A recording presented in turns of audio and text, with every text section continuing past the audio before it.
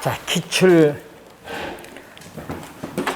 문제 한번 보도록 하겠습니다. 자, 여러분 교재 179쪽이 되겠습니다. 180페이지인가? 123번 문제가 되겠습니다. 자, 자산 유동화에 관한 법령. 요건 1998년도. 자, 자산 유동화에 관한 법률은 1998년도 제정된데, 요거 작년에 또 출제를 했거든요. 1998년도입니다.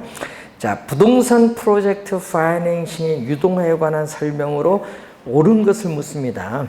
자, 프로젝트 파이낸싱의 유동화는 자산 유동화에 관한 법률에 의해서만 가능하다. 여러분, 만자가 들어갔잖아요. 그래서 1번 틀렸지 뭐.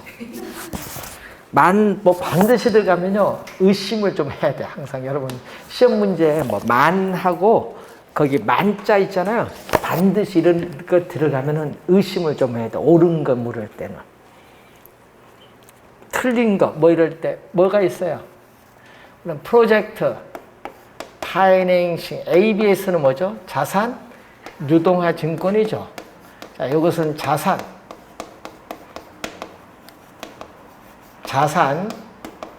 유동화에 관한 법률.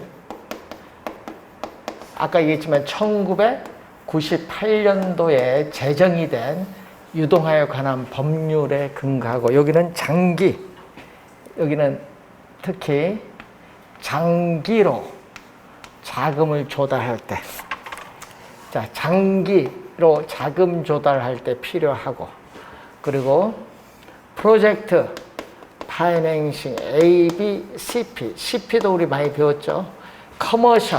커머셜 페이퍼라고 해서 뭐라고 하죠, 이거? 기업. 어음은요, 요거는 뭐냐? 상법이야. 자산 유동에 관한 법률의 상법이고, 상법의 기업 어음은 여러분 이미 대출받은 금액을 다시 대환을 할 때, 그래서 단기적으로 조달할 때 필요해. 그래서 1번 틀린 질문. 유동화 어음은 뭐다? 상법에 적용받아요. 자, 유동화 자산의 양도, 넘기는 양도 방식은 매매 또는 우리가 교환에 의합니다. 그래서 2번 맞는 지문이죠. 우리가 이 기업이나 금융기관이 보유하고 있는 모든 자산을 우리는 매각 또는 우리가 교환에 의해서 이루어집니다. 자, 유동화 전문회사는 상법상 주식회사가 아니라 유한회사. 주식회사가 아니라 무슨 회사? 유한회사.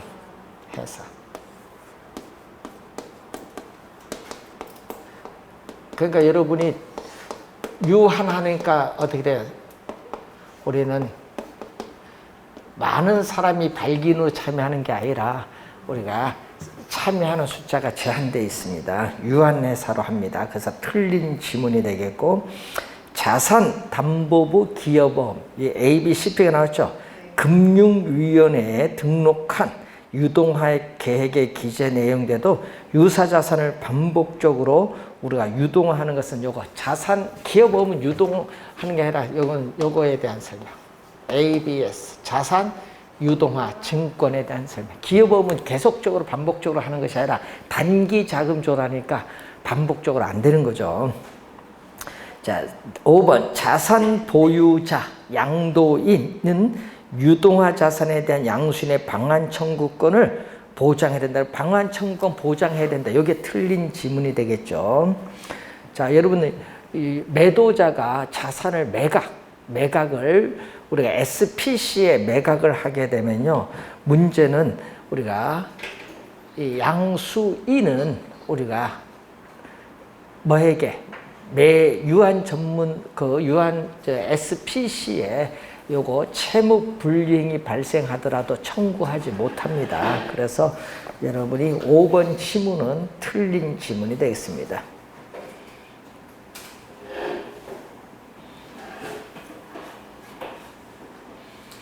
그래서 이런 증권을 살 때는 항상 발행기관의 신용을 가지고 발행하기 때문에 발행기관의 신용이 높은지를 판단해야 돼. 왜? 예? 증권을 샀는데 어떻게 돼요? 돈 못 갚겠다. 채무 불이행 발생하면 변제받지 못하니까 신용도가 중요하겠죠. SPC. 여러분 ABC 구조가 뭔지 알죠? 자산 보유자. 자, 여러분 배운 거 다시 한번 복습. 자산 보유자가 아까 누구? 양도인이잖아요. 자산 보유자인데 자산 보유자가 보유하고 있는 모든 자산이 많잖아요. 뭐 주택 저당 채권도 있고 리스 채권도 있고 카드 채권도 있고 예? 외상 매출 채권도 있잖아요. 여기에 SPC 유동화 뭐다? 전문 회사에서 뭐를 발행했어요? ABS를 발행해서 투자자에게 매각을 하면 뭐가 들어오는 거죠? 이게 자금이 이렇게 들어오는 거잖아요. 자금의 흐름. 이게 구조예요. 구조. 네. 자, 그때 이 SPC가 ABS를 발행하는데 이게 국가가 보증하면 좋은데 이 금융기관에서 발행을 했다. 그럼 골치 아픈 거야. 유동화 전문 회사는 요거는 뭐다? 우리는 페이퍼 컴퍼니거든요. 명목 회사야. 서류상으로만 존재하는 회사거든요. 그런데 문제는 여기서 발행을 했는데 여기 신용도가 없으면은 어떻게 돼요? 채무 불이행이 발생하면 여기 증권을 내는 원금이자를 못 줄 수 있죠. 그래서 못 줘도 어떻게 돼요? 반환받지 못해요. 변제받지 못한다는 거지. 그래서 주의를 좀 해두시고 구조를 한번 한번 해보시고 자 24번 작년에 또 출제를 했었는데 주택연금에 관한 설명으로 틀린 것을 묻습니다. 주택연금은 주택 소유자가 주택의 저당권을 설정하고 연금의 방식으로 노후 생활 자금을 대출받는 제도, 요 개념이 되겠죠. 개념. 자, 주택연금은 수령 기간이 경과할수록 받은 게 많아질수록 대출 잔액은 계속 뭐한다? 누적이 되죠. 자, 주택 소유자가 생존하는 동안 노후 생활 자금을 매월 지급받는 방식으로 연금을 받을 수 있다. 3번은 뭐죠? 종신 방식. 연금 지급 방식의 종신 방식입니다. 종신 방식. 자, 담보주택의 대상으로 업무시설인 오피스텔도 포함된다. 업무시설인 오피스텔은 포함되지 않아요. 뭐만? 주거 목적 오피스텔만 포함. 주거 목적 오피스텔만 포함. 한국주택금융공사는 주택연금, 담보주택 가격 하락에 따른 위험을 부담할 수 있죠. 담보주택 가격이 하락을 해서 연금 지급 총액에도 미치지 못하는 경우 있죠. 그거는 국가가 보증한 한국주택금융공사 부담이 되잖아요. 또 하나 기억을 해둬야 될 거.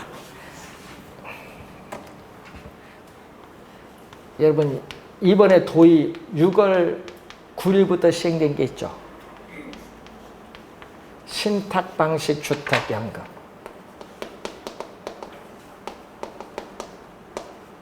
이게 2021년 6월 9일부터 도입됐어요. 요거는 아까 우리 앞에서 배운 지금 문제하고 다른 거예요. 기존에와 달라요. 기존의 주택연금과 달리 신탁이 가거든요. 그럼 아까 우리 토지 신탁 개발 방식도 배웠지만은 이때는 주택 소유자가 뭐다? 위탁자가 돼. 위탁자가 또 뭐를 체결한다? 신탁을 하겠죠. 뭐를? 주택을 신탁을 할 때는 신탁을 설정을 해야 돼요. 주택 소유자가 신탁을 설정할 때는 뭐를 해야 되냐? 등기부 등본에 이제 뭐를 가야 돼? 신탁 등기를 해야겠지. 네? 등기를 통해서 신탁을 하게 돼요. 그래서 누구? HF는 뭐? 한국주택금융공사가 뭐가 된다? 수탁자가 되는데 여기서 주의해야 될 거는 늘 얘기했지만은 자, 여러분 기존의 주택연금은요. 소유자와 배우자 사망 시에 소유권이 이전돼서 주택 처분해서 대출해 준 거면 회수하거든요. 사망 시에 소유권이 이전된 요거는요. 신탁은 신탁 체결을 해야 될 거 아니야. 체결 시의 형식상 어떻게 돼? 주택 소유자의 명의죠. 이 소유권을 이전해야 돼. 이전을 누구한테? 한국주택금융공사로 이전을 해야 돼요. 되겠죠? 소유권이 이전된다는 거예요. 이게 주의해야 되겠지. 그래서 우린 주택 소유자는 뭐를 받는 거예요? 연금? 주택 소유자는 주택연금을 어떻게 돼요? 수급권을 가지고 또 주택을 거주하고 사용, 수익할 수 있는 권리를 가지는 거죠.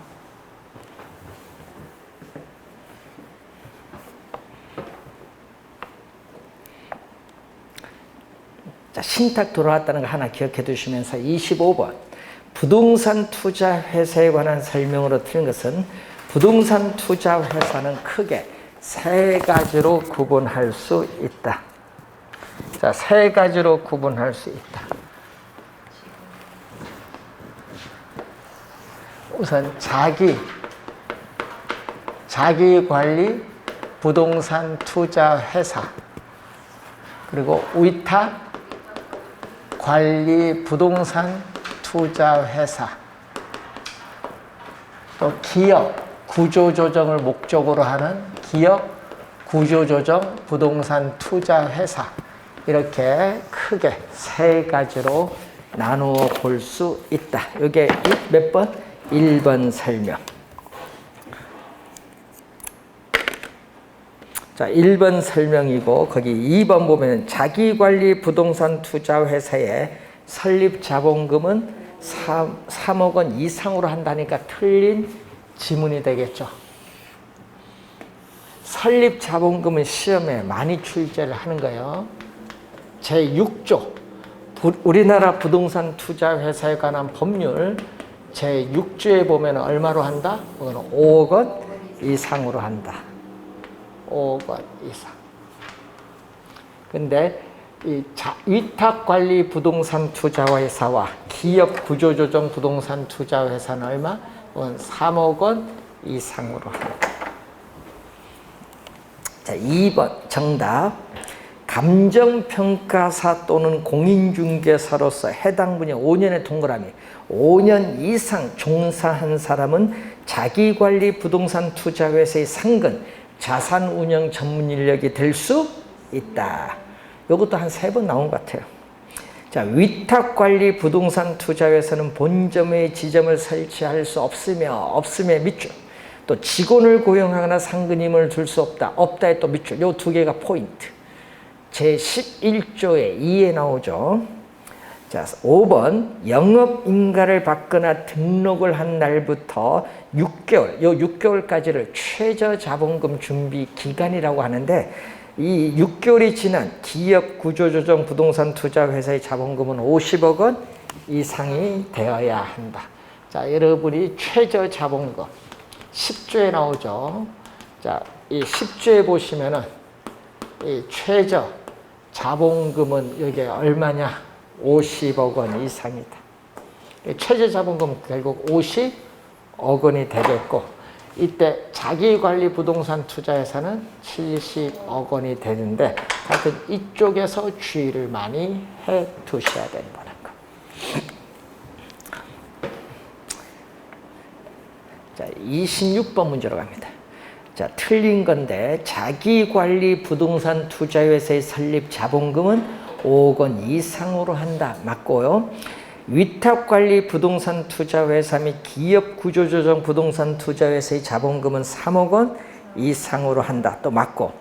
공인중개사로서 해당 분야에 5년의 동그라미 5년 이상 종사한 사람은 자기관리 부동산 투자회사의 자산운영 전문 인력이 될 수 있습니다. 자, 위탁관리 부동산 투자회사는 본점의 지점을 설치할 수 없다. 왜? 본점의 지점을 설치할 수 없고 직원을 고용하거나 상근 임원을 둘 수 없는 뭐다? 페이퍼 컴퍼니, 명목 회사다. 페이퍼 컴퍼니. 명목, 우리가 회사를 의미하는 개념이 되겠죠.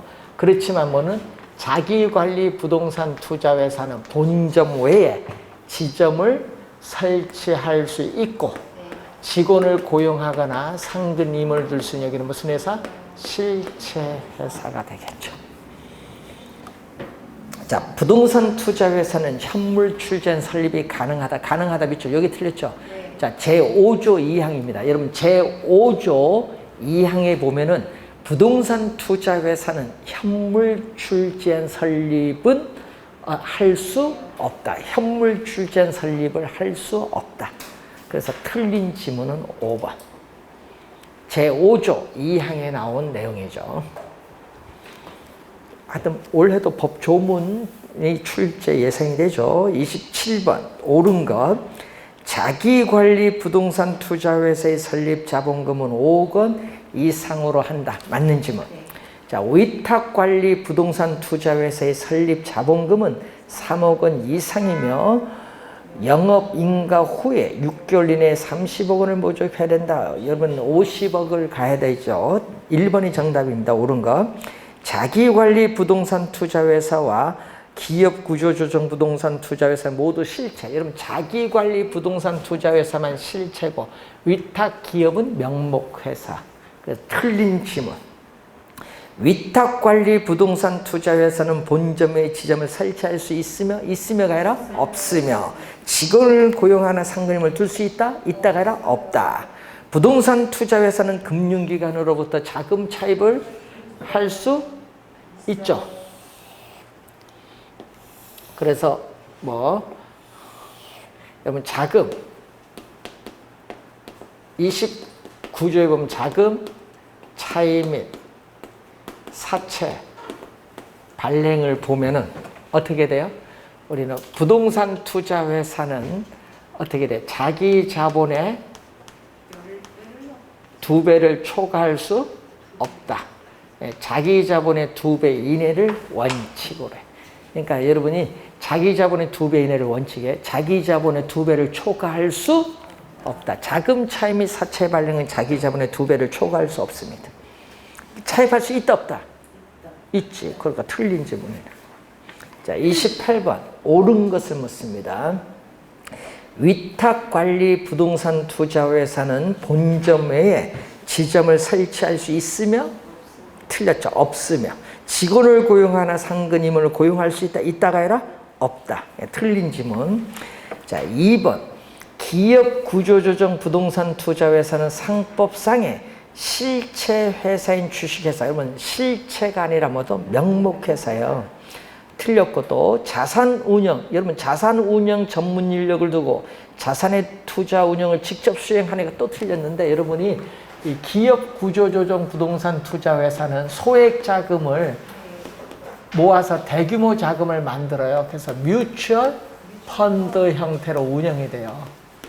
뮤추얼 펀드 형태로 운영이 되면서 어떻게 돼? 한시적, 영속적이 아니라 한시적. 몇 년? 5년이면 5년 기한이 정해져서 한시적이다. 기업 구조조정을 목적으로 하죠.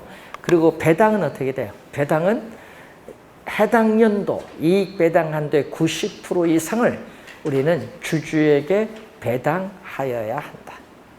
그러니까 여러분이 틀린 질문, 주식으로 배분하는 게 아니죠. 현금으로 배분할 수도 있고. 2번 틀린 질문. 3번 자기관리 부동산 투자회사는 자산운영 전문 인력을 포함한 임직원을 상근으로 자산의 투자 운영을 직접 수행하는 회사. 이 개념이 나와 있어요. 이 개념이 잘 나오죠. 그래서 이 개념이 지금 나오고 있다. 자기관리 부동산 투자회사의 개념입니다. 그래서 3번 정답. 자, 기업 구조조정 부동산 투자회사의 설립 자본금은 5억이 아니라 3억 원 이상으로. 자기관리는 얼마? 3억이 아니라 5억 원 이상. 바뀌었네요. 주주 1인과 그 특별 관계자는 최저 자본금 준비 기간이 끝난 후에는 부동산 투자회사가 발행한 주식 총수의 몇 프로? 50%를 초과하여 주식을 소유하지 못한다. 그래서 이게 주식 분산인데 여러분 시험 문제에 주식 분산을 또 다른 말로 또 출제를 또 하죠. 1인당 주식 소유 한도로서 뭐가 있다? 이게 제한이 있겠죠. 50% 이내 보유를 하는 거죠. 50% 이내 소유를 하고 기업 구조조정 부동산 투자회사는 적용하지 않습니다. 제한 보는 거죠. 몇 프로? 20%가 아니라 50%. 자, 29번 틀린 것. 자기관리 부동산 투자회사의 설립 자본금은 5억 원 이상. 자기관리 설립 자본금 잘 나오죠. 지금 보니까. 자기관리 부동산 투자회사는 그 설립 등기일 때 10일에 동그라미. 여러분 1개월이 아닙니다. 한 달이 아니라 10일 이내에 대통령령으로 정하는 바에 따라 설립 보고서를 작성하여 국토교통부 장관에게 제출하여야 한다. 자, 제8조에 나온 조문이죠. 자, 3번 위탁관리 부동산 투자회사는 본점 외에 지점을 설치할 수 있으며가 아니라 없으며 직원을 고용하는 상근임을 둘 수 있다가 아니라 없다. 틀린 지문은 몇 번? 3번 정답. 자, 4번은 우리 설명했고 5년 체크해 두시고요. 5번 설립 자본금 위탁관리 기업 구조조는 얼마? 3억 원 이상. 자, 30번 문제. 위탁관리 부동산 투자회사에 관한 설명으로 틀린 것. 주주 1인당 어떻게 돼? 주식 소유 한도가 제한되죠. 요거 몇 프로? 50% 이내 소유 제한됩니다. 그래서 맞는 지문이고, 주주를 보호하기 위해서 직원이 준수해야 할 내부 통제 기준을 제정하여야 한다. 하여야는 반드시. 여러분 요거는요 어떻게 돼? 직원이 없어. 왜냐하면요 페이퍼 컴퍼니잖아요. 네. 자산의 투자 운용을 여기는 자산관리회사에 위탁해요. 자산관리회사에 위탁을 하고 페이퍼 컴퍼니 있는데, 그래서 뭐가 돼? 직원이 있다 없다? 없지. 직원이 없으니까 내부 통제 기준 제정할 필요가 없지. 2번 틀린 지문이 되겠죠. 정답이 되겠고, 자산의 투자 운영을 자산관리회사에 위탁해야 된다. 요거 개념이죠. 위탁관리 부동산 투자회사의 개념이고, 주요 주주의 대리인은 미공개된 자산 운용 정보를 이용하여 부동산을 매매하거나 타인에게 이용할 수 없다. 미공개 정보를 이용하면요 초과이익을 얻을 수 있기 때문에 이렇게 법적으로 허용되고 있지 않습니다. 설립 자본금은 3억 원 이상으로 한다. 그래서 정답은 2번이 정답. 자, 31번으로 갑니다. 프로젝트 금융에 관한 설명으로 틀린 것은, 자, 특정 프로젝트로부터 향후 일정한 현금 흐름이 예상되는 경우에 사전 계약에 따라 미래에 발생할 현금 흐름, 그리고 프로젝트 개발 사업 자체에 자산을 담보로 자금을 조달하는 기법. 1번은 요거의 개념이 나왔죠. 프로젝트 파이낸싱의 개념이 나와 있어요. 1번은 개념. 이때 요걸 뭐라고 하죠? 금융. 예? 약어로 앞에 자를 따서 뭐라고 한다? PF. 1번은 개념이에요. 2번 일반적으로 기업 대출보다 금리가 높아 사업이 성공할 경우에 해당 금융기관은 높은 수익을 얻을 수 있다. 자, 여러분 PF는요 미래의 불확실성에 따른 위험이 높거든요. 그래서 PF 금리는 이 기업의 대출 금리보다 보통 4배나 5배 높아요. 그래서 자, 3번 프로젝트 금융의 자금은 건설회사 또는 시공회사가 자체 계좌를 통해서 직접 관리한다. 틀린 지문 3번인데 거기서 관리하는 것이 아니라 관리는 부동산 신탁회사에서 관리해요. 부동산 신탁회사에 에스크로우 계정이라는 게 있어요. 에스크로우 계정에 위탁관리 계좌라는 게 있습니다. 자, 위탁관리 계좌에서 이 프로젝트 개발 사업에 공정하고 투명한 사업비 지출을 통해서 여기서 자금을 관리한다.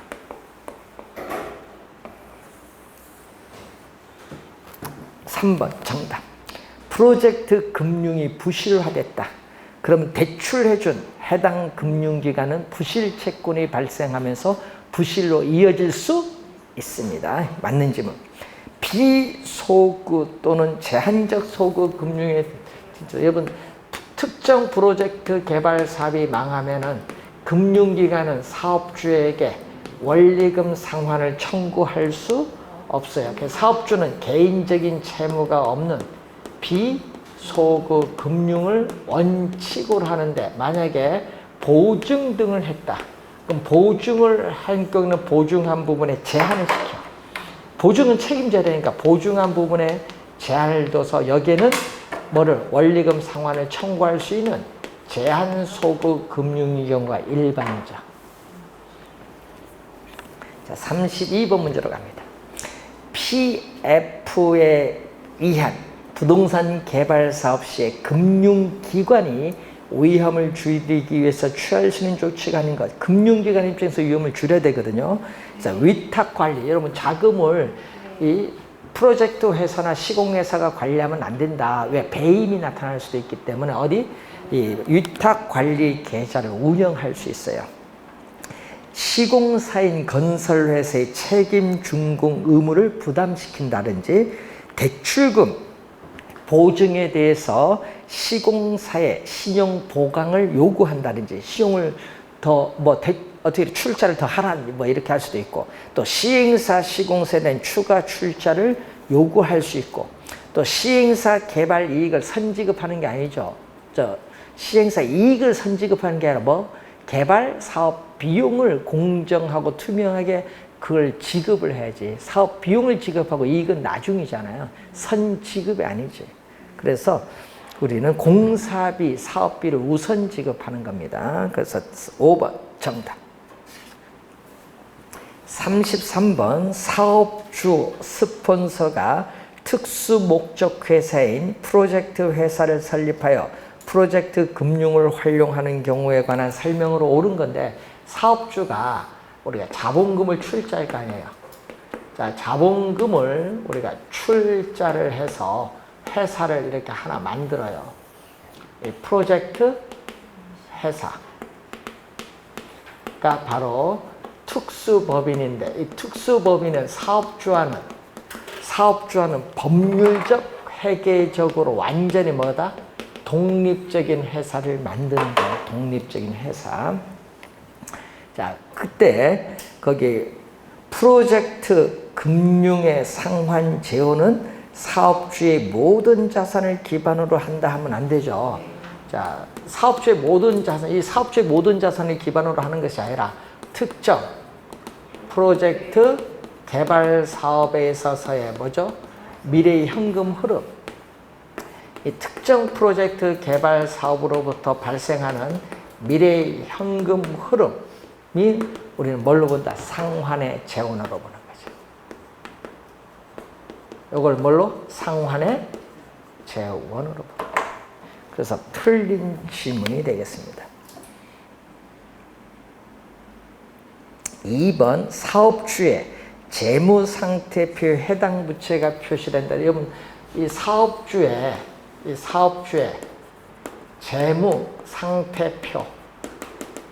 재무상태표에 부채가 표시되지 않아요. 그러다 보니까 장부 외에 자금을 융통하는 효과가 있다. 자금을 융통하는 효과가 있어서 부채, 채무를 수용할 수 있는 능력이 이전보다 더 높아지는 거예요. 네, 프로젝트 회사가 조달한 자금을 이용을 하거든요.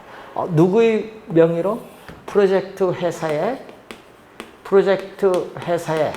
재무 상태표에 부채로서 뭐를 발행한다? 회사의 채권을 발행해서 개발 사업에 필요한 자금을 조달하는 거예요.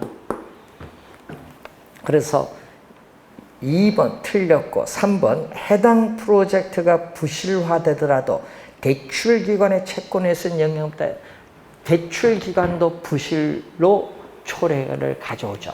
왜냐? 회사채를 인수한 게 금융기관이잖아요. 자, 이 금융기관이 대주단을 형성해서 회사채를 뭐 한다?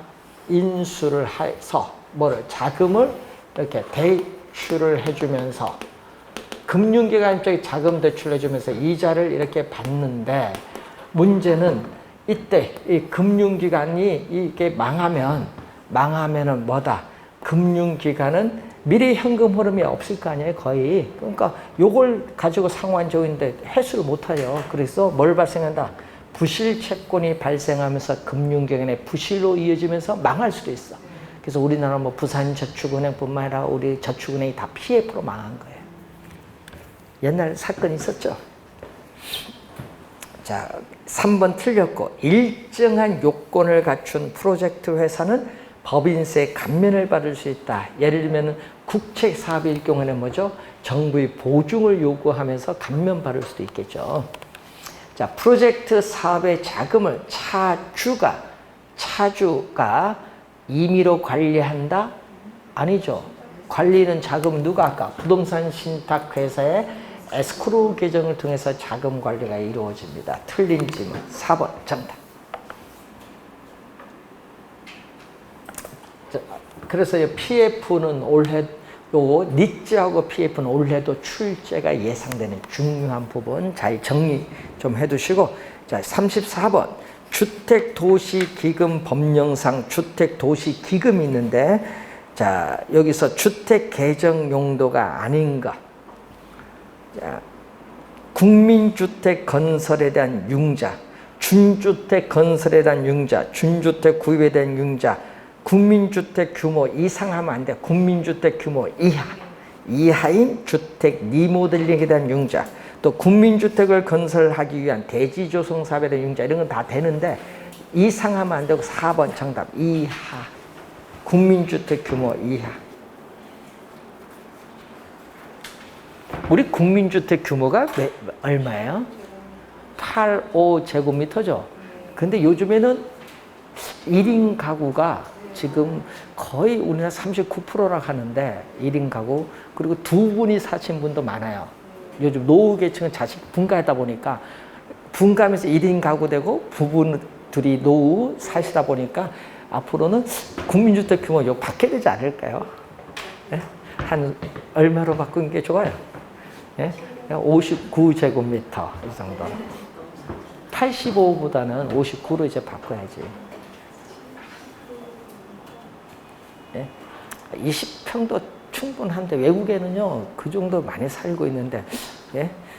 그러니까 우리나라는 너무 이게 면적에 너무 치우치는 것 같아요. 청소도 힘든데. 자, 1번 문제로 갑니다. 부동산 개발이 다음과 같은 5단계만 진행된다고 가정할 때 일반적인 진행 순서. 자, 우리가 월포드에 있어서의 부동산 우리가 개발 과정을 물어요.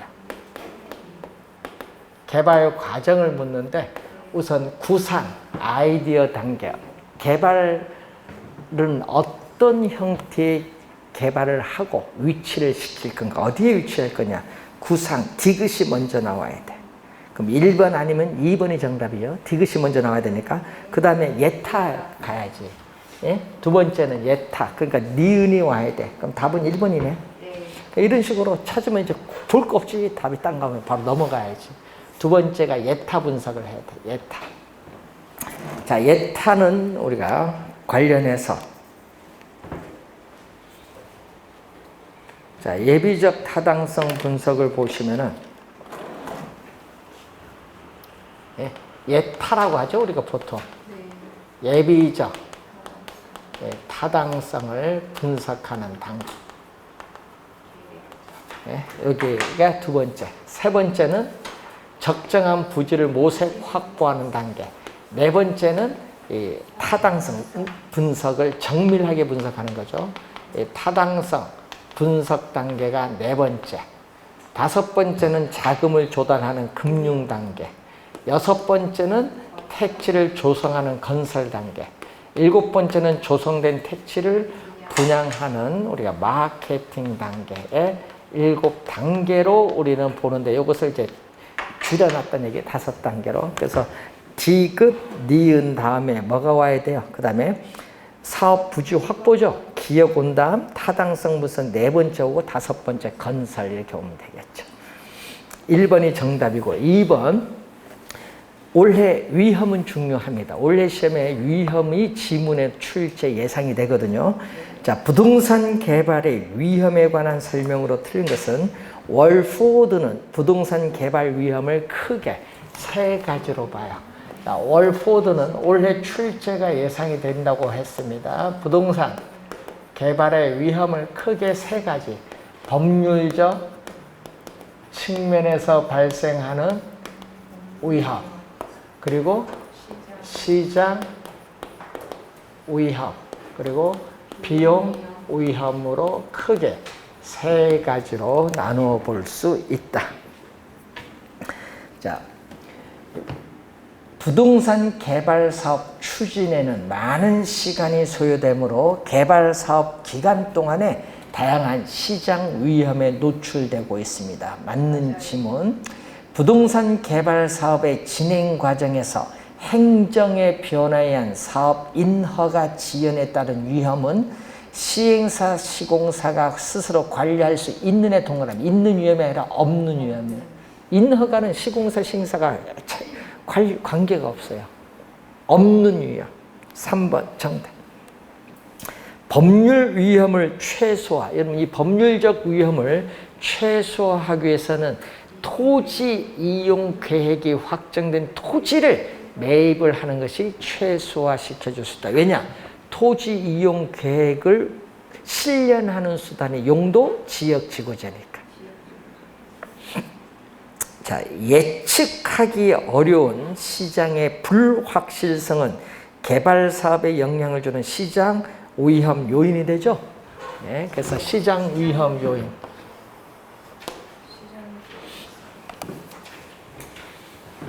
여러분, 요즘 뉴스 나오면 철근 얘기 많이 나오는데 철근 가격이 갑자기 2배 정도 오를 걸 누가 예상했겠어요?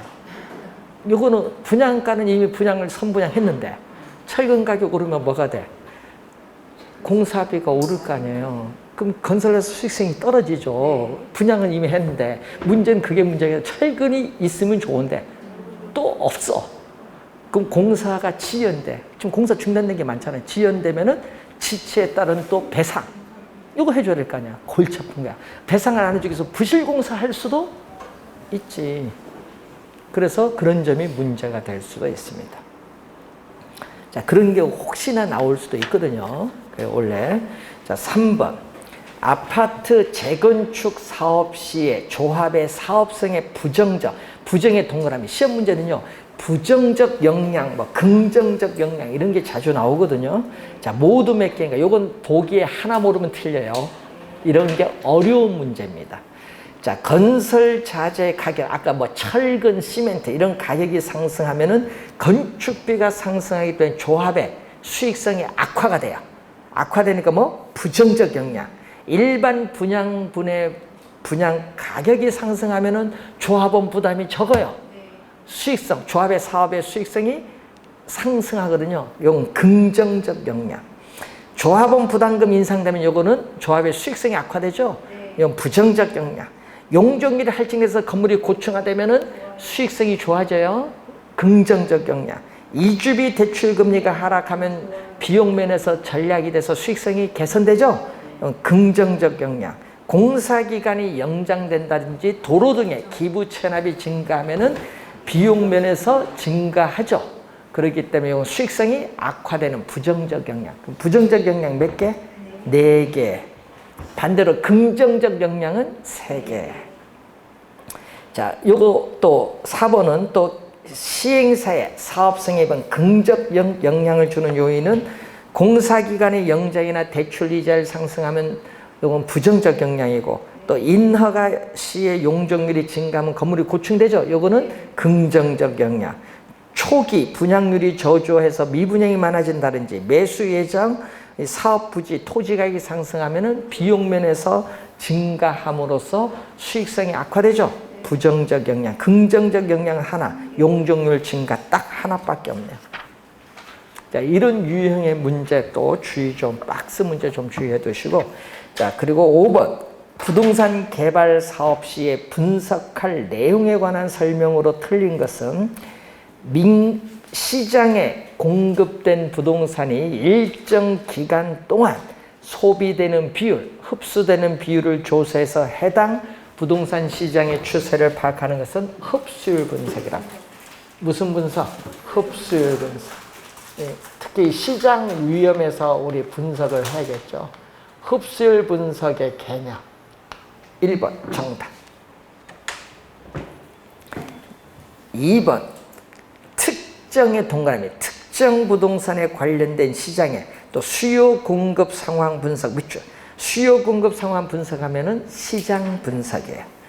자, 그래서 여러분이 항상 우리 배울 때 분석 대상 지역의 모든 부동산에 대한 수요와 시장에 영향을 미치는 걸 분석을 해서 이걸 토대로 해서 이제 두 번째 지금 그 2번 지문이 요거거든요. 시장 분석. 요건 모든이 아니라 특정이 나오고 그 다음에 세 번째 지역에서 시장 들어오고 시장에서 그 시장 내 부동산이 와야 돼. 이게 시장성 분석. 작년에 이것도 출제했잖아요. 시장성 분석이 와야 돼. 시장성. 여기 3번이죠. 부동산이 현재나 미래 시장 상황에서 자, 밑줄은 매매 또는 임대될 수 있는 가능성. 하여튼 이 지문 매매 또는 임대될 가능성, 임대될 수 있는 능력 이런 용어만 나왔다 하면은 시장성. 그래도 헷갈리는가 봐요. 여기 많이 헷갈리는가 봐, 두 개. 네? 잘 틀려요. 같은 용어가 아니라는 거. 자, 예타는 개발 사업으로 예상되는 수입과 비용을 뭘로? 이건 정밀하게 분석을 하는 것이 아니라 이걸 뭐 한다? 계략적으로 분석한다. 계략적. 이 계략적으로 계산해서 수익성을 검토하는 단계를 말하고 부동산 개발에 영향을 미치는 환경 요소가 현재의 상황, 전망을 분석하는 것은 인근 지역 분석이라고 한다. 인근 지역 분석. 1번 정답이 되겠습니다. 2번 6번 문제. 자, 관로 안에 들어가는데 특정 부동산이 가진 경쟁력을 중심으로 해서 해당 부동산이 분양될 수 있는 가능성. 자, 여러분 시장에서의 흡수율과 분양 실적의 극대화를 추구하는 것은 시장성 분석이죠. 자, 분양될 수 있는 가능성 밑줄 여기 떴잖아요. 매매될 가능성 뭐 이런 거잖아요. 예? 특정 부동산이 가진 경쟁력을 중심으로 해당 부동산이 분양될 수 있는 가능성을 분석하는 거 무슨 분석? 시장성 분석이죠. 자, 타당성 분석에 활용된 투입 요소의 변화. 자, 여러분 이 타당성, 개발 사업을 성공적으로 수행할 수 있지 여부의 분석인데 이 타당성 분석에 투입된 투입 요소 뭐가 있어요? 뭐 개발 비용이라든지 개발 기간이라든지 투입 요소의 변화가 뭐에?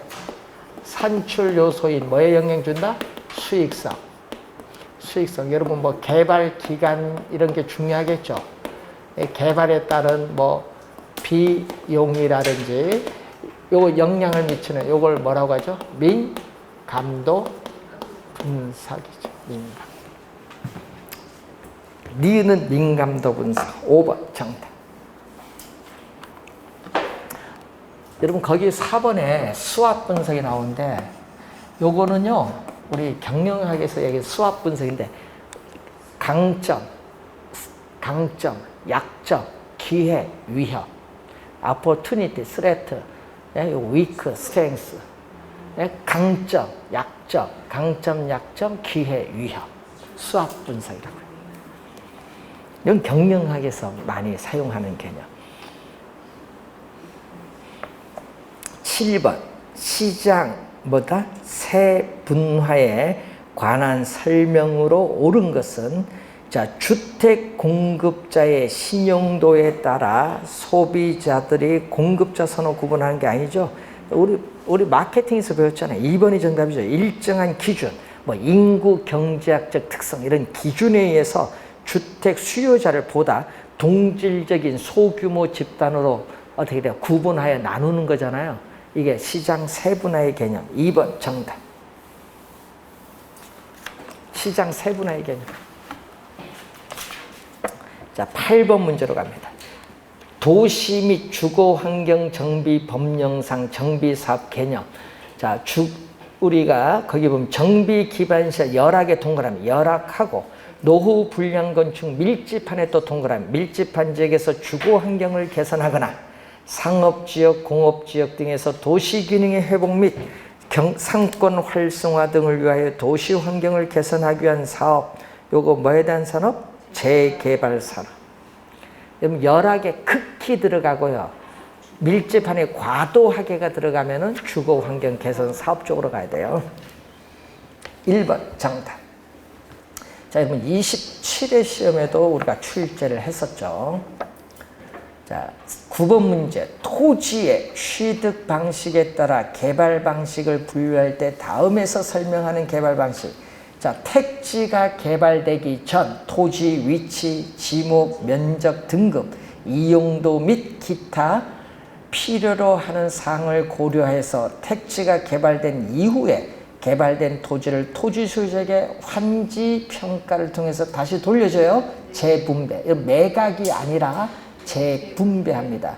도시개발법에 따른 도시개발 사업에 주로 많이 활용되고 있고, 이 방식에 따라 개발된 토지의 재분배 설계 시에는 뭐 평가식, 명적식 등을 활용할 수 있는데, 뭐에 대한 얘기죠? 환지 방식에 대한 개념이에요. 환지 방식. 자, 10번 문제로 갑니다. 부동산 개발 사업의 분류상 다음 관련해 들어갈 내용인데, 자, 토지 소유자가 조합 설립했어요. 조합을 설립해서 농지를, 효율성이 낮은 농지를 효율성이 높은 택지로 개발한 이후에 보류지, 채비지, 공공시설 용지를 제외한 개발 토지 전체를 토지 소유자에게 배분한다. 배분의 동그라미. 그럼 뭐예요, 이거? 말을 좀 바꿨죠, 앞에 문제를. 환지 방식이죠. 환지 방식. 개발 형태에 따른 토지 취득 방식에 따른 분류. 니은은 환지 방식이고, 개발은 뭐죠? 여러분, 없는 것을, 농지는 개발 안 되잖아요. 이걸 개발할 수 있는 토지인 택지로 만들다. 없는 것을 있는 걸 새로 만드는 걸 신개발. 그러니까 있던 것을 뭐 한다? 없애고 다시 새롭게 하는 건 재개발. 둘 중에 하나죠. 신개발이. 개발 형태에 따른 분류는 신개발이고, 우리는 환지 방식. 5번 정답. 그럼 재개발은 주택 재개발, 공장 재개발, 여러분 늘 듣던 용어니까, 재개발은 현재 있는 걸 노후화돼서 없애고 다시 만드는 거 하면 재개발이고, 없던 것을 새로 만드는 건 뭐다? 신개발이고.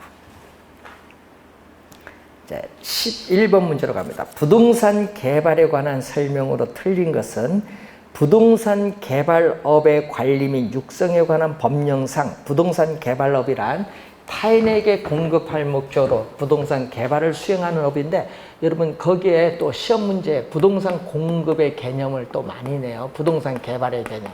부동산 개발업의 관리 및 육성에 관한 법률에서 부동산 개발의 개념을 많이 내는데, 요거 아까 법 제2조에 나오거든요. 법 2조에 나와요.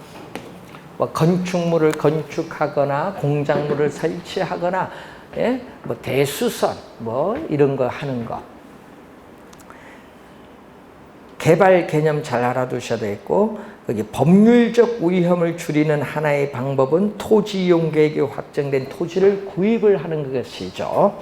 자, 시장성의 동그라미. 시장성 분석 단계에서는 향후 개발될 부동산이 현재나 미래상 상황에서 매매되거나 임대될 수 있는지에 대한 경쟁력을 분석한다. 매매되거나 임대될 수 나오니까 요거 시장성이죠.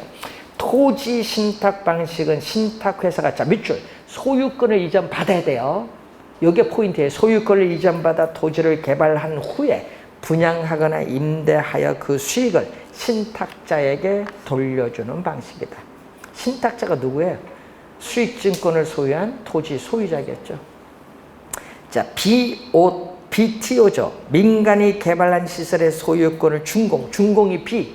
B. 동시에 공공의 귀속 T가 나오고 민간은 시설관리 운영권을 가지고 공공은 그 시설을 임차 동그라미 리스가 나와야지. 민간이 시설관리 운영권을 가진데 그 시설을 임차를 했다. BTL 방식. 그래서 작년에도 출제한 용어가 되겠죠. 자, 우선 12번 문제부터는 잠시 쉬고 시작하겠습니다.